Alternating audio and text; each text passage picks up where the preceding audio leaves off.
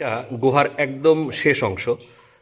এর নিচে যেমন পানি আছে, বর্ষাকালে যদি আসেন এই গা বেয়ে পুরোটা ঝর্ণা পাবেন, আর নিচে এরকম পানি থাকবে।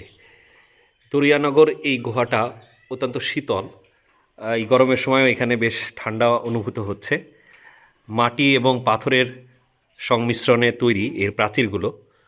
এবং রাস্তা এখন যেহেতু শুকনো মৌসুম, এই জন্য তেমন কোনো সমস্যা নেই, রাস্তা বেশ ভালোই, হেঁটে আসতে পারবেন। তবে বর্ষাকালে আসতে হলে এখানে হাঁটু পানি বা তার বেশি পানি হয় অনেক সময়, সুতরাং গাইড নিয়ে আসাটাই বেটার। পুরো গুহাটা প্রায় 400 মিটার পর্যন্ত লম্বা, সুতরাং যখন ভিতরে ঢুকবেন এইরকম দেখবেন যে পেঁচানো পেঁচানো অবস্থায় আছে, এবং সামনে গেলেই আপনি একবার শেষ মাথা পর্যন্ত চলে যেতে পারবেন। এই যেগুলো খুব ভেজা এবং পানি পড়ছিল, তো পানির এইগুলো দেখা যাচ্ছে, ড্রপগুলো এখানে দেখা যাচ্ছে। তা আমি এখন ফিরছি, ফেরার পথ এটা।